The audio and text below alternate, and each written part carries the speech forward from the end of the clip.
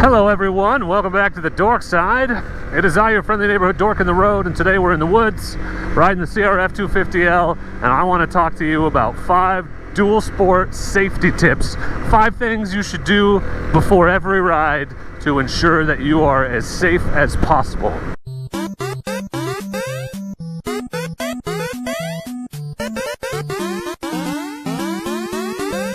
That's right everyone, I am the Dork in the road and I want to be your internet riding buddy, and I'm better than your regular riding buddies because I'm available whenever you want and I come with a mute button, so please hit that subscribe button and don't forget to turn on the notifications so that you know when I post awesome new content just like this. That's right everyone, I'm up here on my dual sport bike just exploring the woods on some forest roads. I'm 14 miles or so off the highway. I was just up here looking around for camping sites, and it's one of my favorite things about owning this motorcycle is that I can look at one of these side roads and be like, I wonder what's up there, and take off up it. So I do a lot of exploring on this bike, a lot of forest road riding. I also take it on the trails from time to time. That's really fun. I love the versatility of it. But before I go out, and I ride by myself a lot, so today I am on my own. I enjoy riding with my friends, but schedules don't always line up, so I go out by myself pretty often. And so there are some things that I always do when I go out by myself. Some might say they're overkill or that I'm being paranoid. And and that's fine, because the reality is probably the stuff that I bring and the tips I'm about to give you hopefully aren't necessary if you're just being safe and sensible and taking care of yourself, not taking unnecessary risks. But shit happens, things happen. Weather changes, roads get closed, banks give way. You just don't know. You could fall off the bike and break your ankle. Things can happen, and so the difference between a minor inconvenience and a good story and dying is how prepared you are to deal with. How prepared you are to deal with something bad happening. And so these 5 tips are all about being the most prepared you can be in the event that you were to get stuck in the woods, your bike were to have a mechanical failure, or you were to be injured in some way and unable to ride out. Tip number 1, I always do this before I leave, and you should too. Also, how cool is this? See, I told you, roads get closed, things happen, right? What if I couldn't get around this? What would I do? Anyway, tip number 1. Always tell someone where you're going. That's obvious. Anytime you go into the backcountry, hiking, fishing, hunting, anything, tell someone where you're going and when you'll be back. And someone who's going to notice if you don't make it back by that time. I always tell my wife where I'm headed and when she should expect to hear from me by. So today I gave her the location. I shared the location on Google Maps of where I was headed, and I always tell her where I'm going to park the truck so that if I were to not, and when I'm going to be back. So I told her she should hear from me by dinner time. She almost always does. If she doesn't, she could call and say, my husband was in the woods, he hasn't come home yet, he's somewhere between House Rock Campground and this point up in the woods. And narrowing that search area down, should they have to send somebody out to find you, will greatly decrease the amount of time that it takes someone to find you and increase the likelihood that they do find you. So it's a simple thing, it's easy, it takes no time, it's also easy to forget, but you should definitely always, 100% of the time, tell someone where you're going to be and be as specific as possible. Like if you can put it on Google Maps, especially for someone that doesn't know the area. My wife could give those coordinates to search and rescue and they would know where to come and look for me. But if I just said, I'll kind of be out by House Rock, that's a much wider search area. So always tell someone where you're going to be and when you're going to be back, as specifically as possible. Tip number 2 is, if possible, and I recommend it, I think it's worth the money, bring some way to communicate. Again, the difference between my bike broke down and it took me a couple hours to get out of the woods, and my bike broke down, no one knew where I was, and I died, is the ability to communicate that my bike has broken down and where I am so someone can come get me. So I carry an InReach. They're made by Garmin now. Mine is a DeLorme, but an InReach Explorer, which is a 2-way satellite communication system. It has an SOS function, and so if I were to be gravely injured and unable to text or really manipulate the device, I could just hit that SOS button and they'll send the cavalry. But it also has the ability for me to send messages to specific people. So I could say to my wife, bike broke down on main road, bring truck, and she could bring my truck, and we just load up the bike and go home, versus me having to hike out you know, again, I'm 15 miles up right now, even though this is a major road. And I just saw a guy, so I might be able to get a ride if that were to happen today, but that's because it's hunting season. I don't always come up here when there's people in the woods. So being able to communicate in some way, there's lots of ways to do that. The Spot makes devices that'll send preset messages. You can also get a PLB, personal locator beacon, and those don't require a subscription service, so you just buy it. It's a one-time expense, and then if you need it, you hit the button and they send a helicopter to get you. But that is a emergency oh shit button only. There is no I'm not that injured, or my bike broke down, or I'm just lost. It's only holy crap, send a helicopter, I'm in trouble. So it's all or nothing. So I like, even though there's a subscription fee, I like my InReach because I can send those messages. Isn't this a cool view? It's Mount Jefferson way up there, way in the background. It's pretty amazing. I just come around a corner and it's just majesty. Unbelievable. Unbelievable.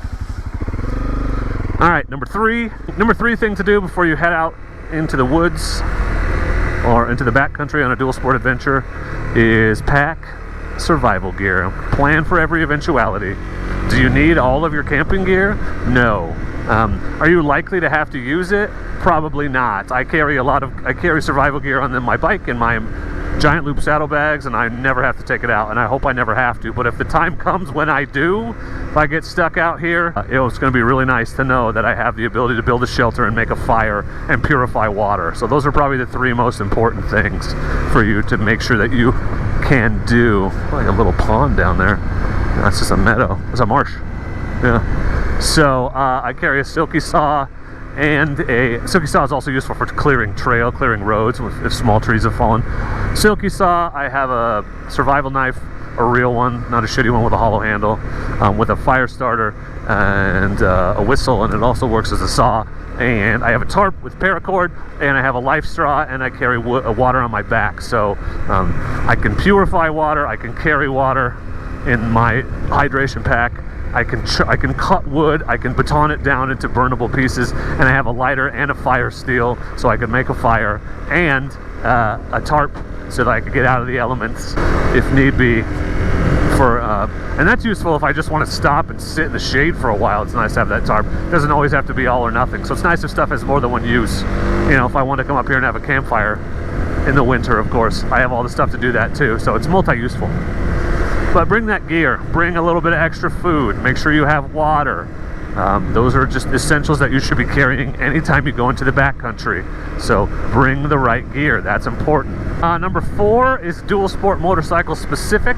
What's motorcycle specific? Before you leave, before you go riding on your bike, no matter how long of a trip you think you're going on, no matter how far you're planning to ride, you should fill your gas tank up all the way. Always have maximum fuel when you leave.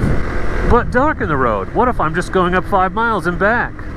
Well, faithful viewer, what if you get up 5 miles and you come back and the gate you passed is closed, or a tree has fallen across the road, or there's a damn forest fire? Like, these things happen. Any reason that could make it so you can't get back the way you came, or you get lost. You need just to have maximum capacity. So there's a tree across the road on this road, not a ways down. It's been partially cleared, but it stopped me from getting up here last week when I came up. But if I had gone up, it had fallen and I came back down. It is a 30-mile detour to get around that to get back to where my truck was parked. If that had happened and I hadn't had a full tank of gas, I wouldn't have been able to make it. So it's helpful to have that extra gas, and the one thing I forgot to mention along with the survival gear is a GPS, some kind of backup navigation in case you get lost. Make sure that you have a way to navigate your way out, or send a message, or both. There's another tree in the road.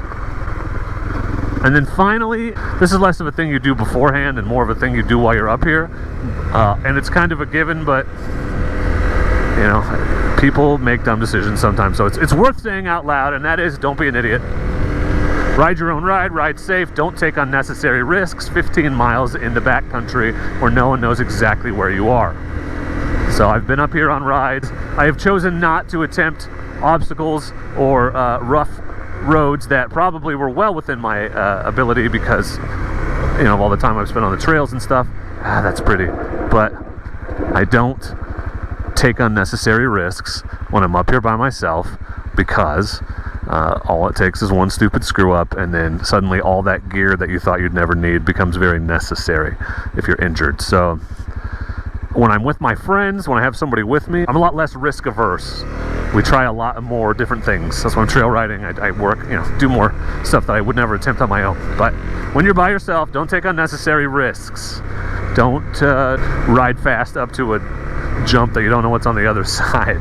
Don't attempt super technical terrain. Don't go out on that weird, potentially unstable log or ledge.